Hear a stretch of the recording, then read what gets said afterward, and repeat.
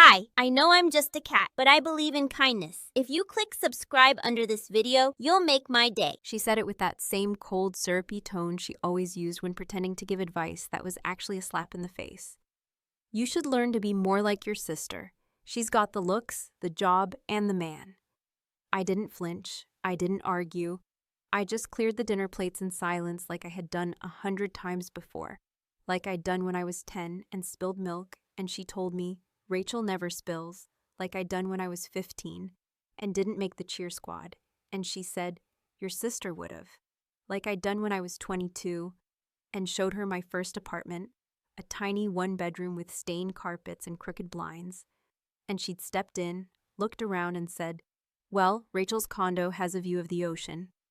You learn to clear the table in silence when speaking only leads to being told you're too sensitive, or dramatic, or selfish for wanting to be seen, for wanting something as simple as approval or hell, even just not being compared. But this time wasn't like the other times. This time, as I scraped her half-eaten chicken into the trash and rinsed her fork under the faucet, I knew something had shifted. Not in her, she'd never change, but in me. Something cold had settled in my chest weeks ago and started growing roots. Maybe it had always been there, waiting for the right moment. And when she said it, that same damn sentence she'd rehearsed all her life, I finally understood that silence wasn't just endurance. It could be preparation. Growing up, our house wasn't chaotic.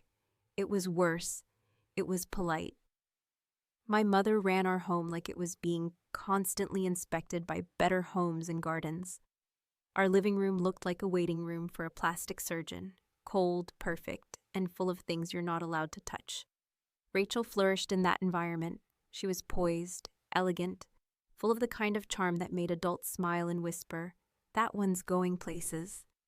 And me, I was the wild card, the kid who asked too many questions, laughed too loudly, wore Halloween costumes in March. I got eye rolls where she got applause. Every report card, every piano recital, every school photo was a chance to be measured and found lacking.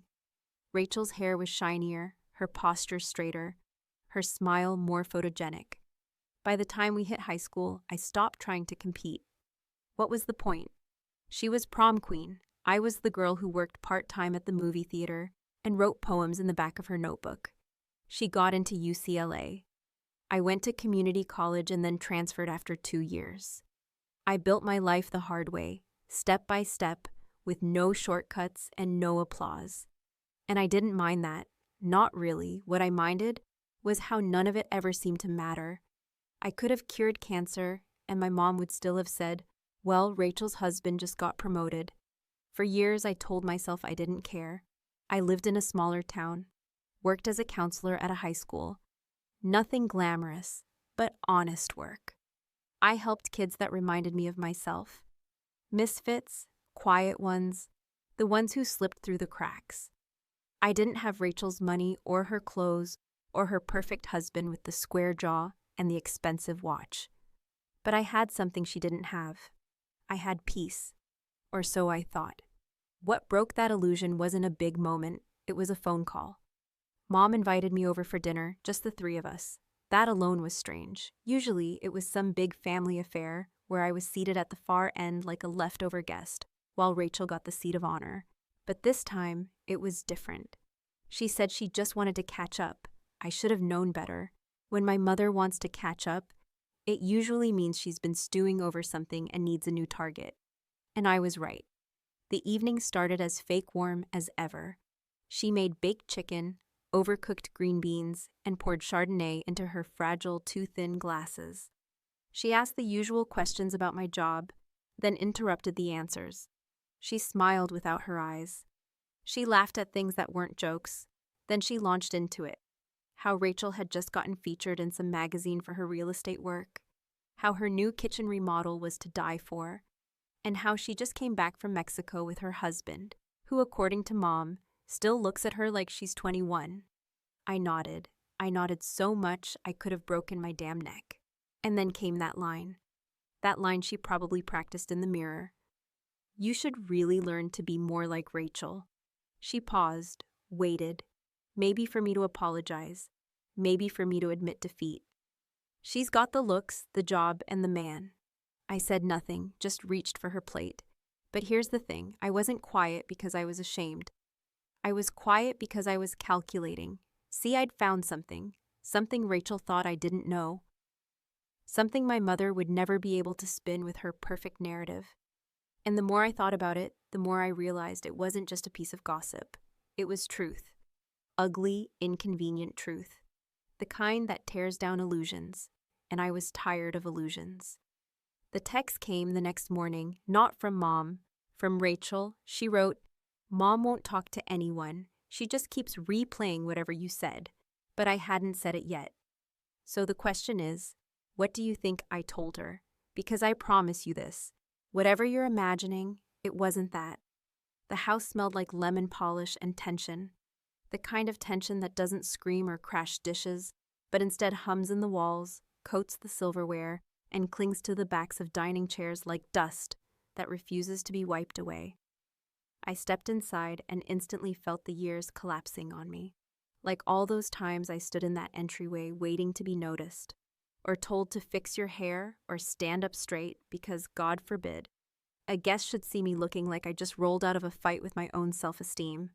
My mother appeared from the kitchen wearing an apron that was more for show than function, her lipstick carefully drawn, her perfume thick and sharp.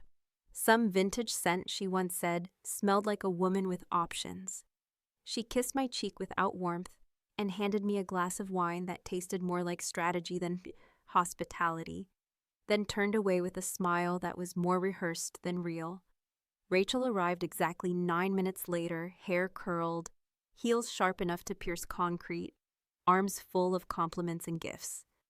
A bottle of imported olive oil for Mom, a scarf from Barcelona, and that shiny grin she wore like a shield. Watching her hug our mother was like watching a political handshake. Firm, presentable, and utterly devoid of substance. She made sure to turn her face just right when she smiled, made sure the lighting hit her cheekbones, and when she sat down at the table, she placed her bag with its designer label perfectly visible, as if her very presence needed subtitles announcing, "This is what success looks like." Dinner began the way these things always did, with pleasantries so forced they could have passed for a hostage negotiation. Mom asked about Rachel's latest home listing, and Rachel, never one to downplay her own achievements, launched into a story about a celebrity client she couldn't name, but let's just say she's on that Netflix show with the chef and the crying. They laughed, the kind of laugh women share when they're not really listening to each other, but still need to look like they're bonding. I sat there chewing on overcooked chicken, pretending to be somewhere else, anywhere else, until my mother turned to me and asked, in that tight little voice she used when she was about to deliver a passive-aggressive grenade, "So, Hannah, how's the school? Still working with those troubled kids?" I nodded. I could have explained that I was working on a new mentoring initiative, that one of my students had just received a full scholarship thanks to our program, but I knew from experience that she didn't want information. She wanted comparison, something to contrast with Rachel's glossy perfection, and when I didn't give it to her, she filled the silence herself, saying, "You know, it's important work, what you do. Not everyone gets to have a glamorous career. Some people just aren't meant for the spotlight." She smiled, sipped her wine, and looked straight at Rachel, who feigned modesty with a practiced shrug. I laughed quietly into my glass, not because it was funny, but because if I didn't let it out somewhere, it might have come out through my teeth in the form of a scream. The thing about my mother is that she doesn't stab you. She pricks you, over and over, tiny jabs in just the right places to make you question whether it even happened. Death by emotional paper cut. Rachel turned to me, that fake concern lining her voice like poison in honey, and said, "I always tell people you're the one doing something that actually matters. I mean, I sell houses, you shape lives." She smiled like she was giving me a trophy, then turned back to her salad before I could respond. It wasn't kindness. It was a preemptive strike, to make herself look gracious, to remind me that she could afford to be. And then, just as I reached for the breadbasket, just as I began to tell myself I could survive this evening without letting the truth out, my mother dropped it. "You know, Hannah, you should really learn to be more like Rachel." She said it like she was offering life advice, like she wasn't about to dig her manicured nails into the softest part of me. She's got the looks, the job, and the man. Everything a woman should aspire to. She stabbed a piece of chicken with her fork, like the conversation was already over, like the verdict had been delivered and I had no right to appeal. I stared at her, then at Rachel, then back at the wine glass in my hand. My fingers tightened around the stem, and I smiled, because in that moment, the ache inside me went quiet, not gone, just still, like a hunter waiting for the right shot. I set down my glass, folded my napkin, and looked at her, really looked at her, the woman who raised me to believe that love was conditional, that praise was currency to be earned only through comparison, that being second best was just a polite way of saying not enough. And I knew this was the moment. So I said, "You know, Mom, you're right." Her eyes lit up, sensing victory. "I should have been more like Rachel," I continued, voice calm, measured. "And I was just not the way you think."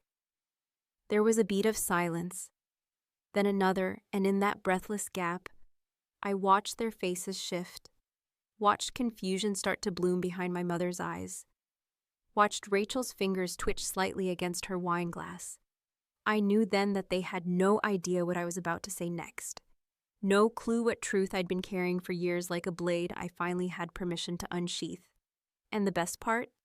I hadn't even started. There is a kind of silence that doesn't come from peace or self-forced stillness, but from the sudden absence of oxygen, like someone has cracked open the room and let all the air spill out, leaving everyone suspended in a vacuum of confusion, shock, and dread. And that was the silence that followed my words, simple, quiet, and unhurried. When I looked my mother in the eye, let my fork rest beside my plate, and said, "I should have been more like Rachel, and I was just not the way you think." That sentence landed like a slow-falling grenade, the kind where everyone hears the click, but no one quite knows when the blast will come. And in that endless pause, I saw it. Rachel's perfect posture falter for a fraction of a second, my mother's brows tighten into a subtle line of defense, and my father, who had remained largely silent during the entire meal, stopped chewing and placed his fork down without a sound, his eyes narrowing slightly as if he too understood that something irreversible had just begun. I didn't raise my voice. I didn't make a scene. I just told the truth. The kind of truth that doesn't need volume or theatrics because it carries its own weight, heavy enough to suffocate the room all on its own. I started slowly, like peeling the skin from a bruise. I said, "You always loved her more. I used to think I was imagining it, that maybe it was just in my head. But you made it so obvious that eventually, even Rachel stopped pretending she didn't know. Every birthday party, every Christmas, every school function, you held her like a prize and looked at me like a problem. You dressed her like a doll and dressed me in whatever was left. You told her she was beautiful and told me I was smart, like that was some consolation prize for not being worth looking at." My mother's lips parted slightly, but I didn't let her interrupt. I continued, my tone steady, my eyes locked on hers. "I don't say this to hurt you. I say this because I need you to understand how deep it goes. How many years I've sat across from this table pretending to be okay, while you chipped away at me with compliments you meant for her and criticisms you saved for me. I say this because I don't think you've ever once asked yourself what it felt like to be your daughter and still feel like a stranger in your house." Rachel shifted uncomfortably, her hand brushing crumbs off her lap that weren't really there, a reflex to keep her composed. But then I turned to her, and I saw the calm veneer start to crack. "And you," I said, my voice lowering slightly, "you played your role perfectly, the golden child, the one who always smiled in public and whispered in private. You know what you did, Rachel. You always knew." She blinked. "Hannah?" "No," I said, sharper now, not angry but immovable. "You always knew how she treated me. You knew when she left me at the mall that day because I was wearing those boots she hated. You knew when she threw away my acceptance letter from Berkeley and said it was a long shot anyway. You knew, and you never said a word. Because as long as she loved you best, it was easier to stay silent." Then came the part I didn't plan to say. Not because I hadn't thought about it, but because I never truly believed I'd have the courage to speak it aloud.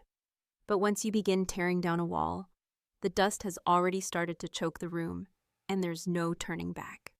I looked directly at Rachel, saw the flicker of worry cross her face, and said, "Do you remember that night at the firm's Christmas party?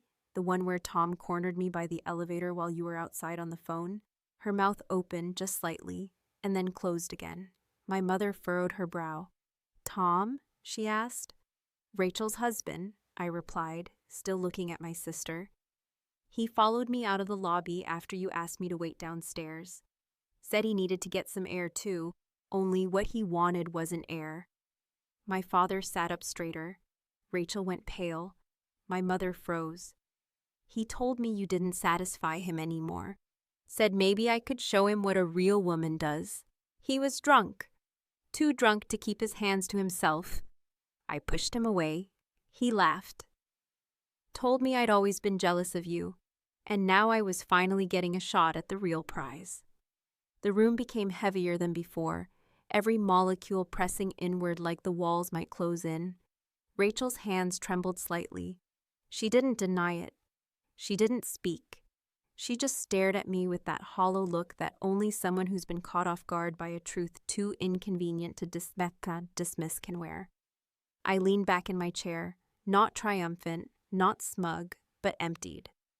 I never told anyone, not because I was scared of him, but because I knew that if I did, you'd still find a way to make it my fault, just like you always have.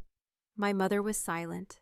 Her fingers clutched the edge of her napkin, twisting it slowly like she was trying to wring the guilt out of her own flesh. My father's expression was unreadable, but I noticed the way he looked at Rachel, then at my mother, then at me, like maybe, just maybe, he had been awake the whole time, but had chosen to sleepwalk for the sake of keeping the house standing. Rachel finally spoke, her voice barely above a whisper. "I didn't know it went that far." I nodded once. "You didn't want to know." And that was it. That was the end of dinner. No shouting, no storming out, just a kind of unspoken agreement that everything had been said, and nothing would ever be the same. I stood up, gathered my coat, and walked out. Not dramatically, not in anger, but like someone finally closing a door that had been left cracked open for far too long. Later that night, as I sat in my car parked in front of my apartment building, I got the text. From Rachel. "Mom won't talk to anyone. She just keeps replaying whatever you said." Funny thing is, I didn't even say the worst of it. Not yet. The next morning carried a kind of stillness that felt unfamiliar. Not the ordinary quiet of a Sunday before the world wakes up, but something more strained, something pulled tight like a wire under pressure, as if the very air around me was holding its breath, unsure whether to exhale relief or brace for detonation. The phone buzzed before I even got out of bed, and though I hadn't saved the number, I knew exactly who it was, because some silences come with their own ringtone, and some damage knows exactly where to find you the moment you think you're free of it. Rachel's message wasn't long, but it was soaked in more emotion than I expected from someone who'd spent her life perfecting the art of appearances, of smooth skin and smooth lies. "Mom won't talk to anyone," it read. "She just keeps replaying whatever you said." And maybe in another life, I might have felt something close to guilt. Might have picked up the phone and tried to patch the fracture before it deepened into a permanent rift. But instead, I stared at that message for a long time, not answering, not reacting, just letting it sit there on the screen like a bruise that refuses to fade. 3 hours later, another message came. "We need to talk." This time, there was no soft undertone, no performative concern, just a command, sharp and brittle. I waited before responding, not to be cruel, but because I needed to decide what part of me she was really reaching for. Was it the sister she thought I used to be, quiet and compliant and always willing to fold, or the woman she now saw, who had finally stopped caring about the rules of the little performance we'd all been cast in since childhood? I wrote back only 2 words: "Your place." When I arrived, Rachel opened the door with a face that looked like it had aged 3 years in a single night. her usual glamour replaced with a kind of controlled chaos. No makeup, hair pinned back loosely, wearing a sweatshirt that belonged to comfort rather than vanity. The living room behind her was too clean, too untouched, like she hadn't sat in it since the dinner, as if even her own furniture had become suspicious of her. She didn't say anything at first, just led me to the kitchen and poured 2 cups of coffee in silence. It wasn't until she sat down, stirring her drink without looking at me, that the first words came out. "Why now?" she asked, her voice raw in a way I had never heard before, stripped of performance. "Why did you wait all these years to say it?" I could have answered with 100 versions of the truth, because I was scared, because I was exhausted, because I wanted peace. But none of them captured the weight of what I truly felt, so I just said what was most honest. Because I wanted to be sure that when I finally said it, it would stick. That it wouldn't get swept under another rug. That it would land where it was supposed to. She didn't respond right away. Instead, she stared down into her mug, like the coffee might hold answers her memory refused to offer. And then quietly, she said something that caught me off guard. "I always thought if I made her proud, it would be enough for both of us." I looked at her then. Not the version of her I had hated from a distance. Not the polished sister held up like a mirror to show me all the ways I wasn't enough, but the tired, frightened woman sitting across from me now, stripped of armor and expectation. Realizing, perhaps for the first time, that her pedestal had always been a prison disguised as a throne. I didn't let her off easy. "You knew what she was doing," I said, not cruelly, but firmly. "You let her use you to punish me." She nodded, almost imperceptibly, like she was finally acknowledging something she had buried deep inside, something rotten that had poisoned her too. "I was afraid," she said, and there was no drama in her voice, just a hollow kind of truth. Afraid if I questioned it, I'd lose it all. Her love, her approval, everything I built around that image. For the first time in our lives, we sat not as rivals, not as 2 sides of a mother's sick comparison game, but as 2 women trying to understand the architecture of a lie that had shaped them since they were old enough to know the weight of a sideways glance. Rachel took a breath, long and shaky, and looked me in the eyes. "He told me once," she said, meaning her husband. "Tom, he told me you came on to him, said you were jealous and trying to ruin us." I didn't blink. "And you believed him." She didn't deny it. Just sat there, the silence between us thick with everything we never said, everything we covered up with birthday cards and polite family dinners. "I wanted to believe him," she admitted, "because if I didn't, I'd have to admit what I knew all along, that he wasn't who I pretended he was, that you were never the problem." We talked for a long time after that. Not to resolve anything, because some things don't get resolved. They just get aired out so they stop festering. But to acknowledge that the wreckage was real. Rachel cried at one point. Not big dramatic sobs, but the quiet, hiccuping tears of someone finally understanding that their version of reality had been built on sand. I didn't comfort her. I wasn't ready for that. But I didn't walk away either. As I stood to leave, she followed me to the door. And just before I stepped out, she said something I didn't expect, something that stayed with me longer than any apology ever could. "I envy you," she whispered. "You said what needed to be said. I don't know if I'll ever be that brave." I looked at her for a long second, the weight of years hanging between us, and I realized something both liberating and tragic. My revenge hadn't come through vengeance or rage or some cinematic explosion of pain. It had come through the quietest thing I had ever done, telling the truth, and making them live with it.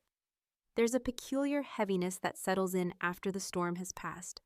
Not the weight of unresolved anger or boiling resentment, but something quieter, heavier in its own way, the echo of words that cannot be unsaid, truths that once released into the open air, crawl into every crevice of the room and stretch out like permanent residents, reminding everyone they now live in a different world than the one they knew just days before. And in that altered world, as strange as it sounds, I didn't feel triumphant or vindicated or even free in the way I once imagined I would. if I ever spoke everything aloud. I felt exposed, raw, like I had peeled my own skin off just to make them feel something they had spent years ignoring.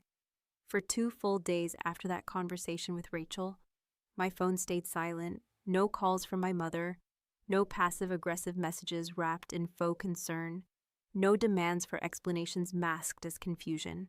Just a void, deliberate and loud in its own right, as though she was retreating into herself, trying to figure out how to process the version of me she hadn't prepared for, the daughter who no longer cared for her grading scale, who no longer feared her disappointment, because disappointment requires some flicker of hope to survive. And I had let go of that particular fantasy a long time ago. When the call finally came, I let it ring twice before I answered, not out of hesitation or some dramatic power play, but simply because I was halfway through folding a load of laundry and I no longer felt the urge to drop everything at the sound of her voice. Her greeting was subdued, formal in a way that told me everything I needed to know. This wasn't going to be an apology or an attempt at real connection, but something more performative. A mother trying to reclaim a semblance of order in a house whose walls she had carefully designed to echo only one truth, her own. "I'd like to see you," she said, voice stiff, as though the words tasted foreign on her tongue. I didn't ask why, I didn't ask what for. I just said, "Okay, but you don't get to speak until I'm finished." There was a pause, longer than necessary, followed by a quiet, resigned, "Fine." I met her at her house the next evening, not because I missed the place or felt any particular attachment to the decor she had curated to make it feel more like a showroom than a home, but because I needed to sit across from her one last time and say the things I should have said decades ago, things I had written and rewritten in my head so many times that by now, they were as familiar as the stories she used to tell about Rachel's straight-A report cards and college acceptances, stories that always ended with some subtle dig at me, the daughter who never quite measured up. She was already seated when I arrived, her makeup a little too perfect, her posture rigid, the air around her filled with the scent of lavender and defensiveness.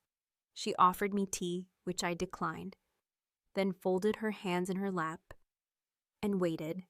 I took a seat across from her, pulled out a piece of paper I had folded and unfolded a dozen times in my bag, and began to read.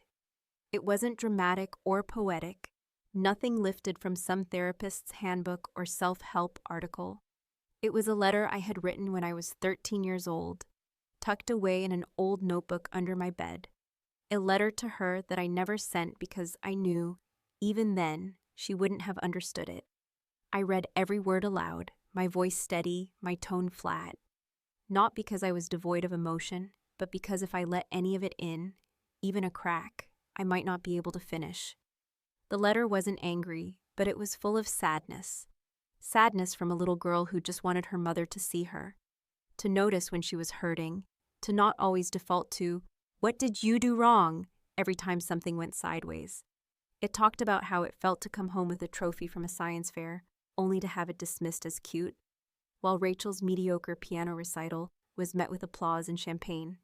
It described what it meant to listen through the walls as she told her friends, "Hannah's always been more independent," when what she meant was, "She doesn't need me the way Rachel does," when in fact I did.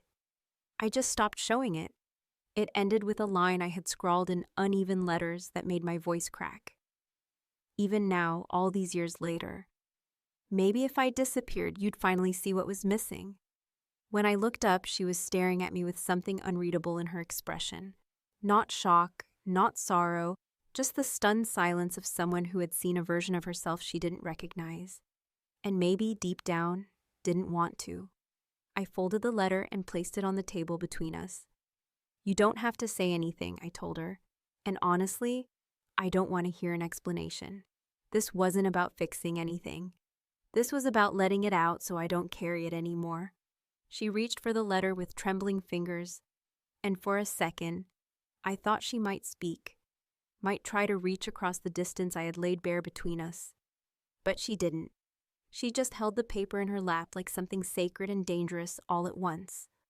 I stood, walked toward the door, and paused only once before stepping out into the cool evening air. "I'm not angry anymore," I said without turning back. "But don't mistake that for forgiveness." And with that, I left. There's a strange kind of peace that comes when you stop needing someone to understand, when you finally accept that not every story ends with reconciliation or redemption.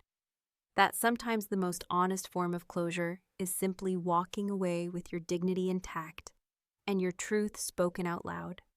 They thought my silence was weakness, that my quiet was compliance, that because I never screamed, I never saw, but what they failed to understand was that silence is its own kind of weapon, a blade honed over years, and when wielded properly, it doesn't need noise to cut deep. I didn't get revenge by ruining anyone's life. I didn't expose Rachel to the world or burn my mother's memories to ash.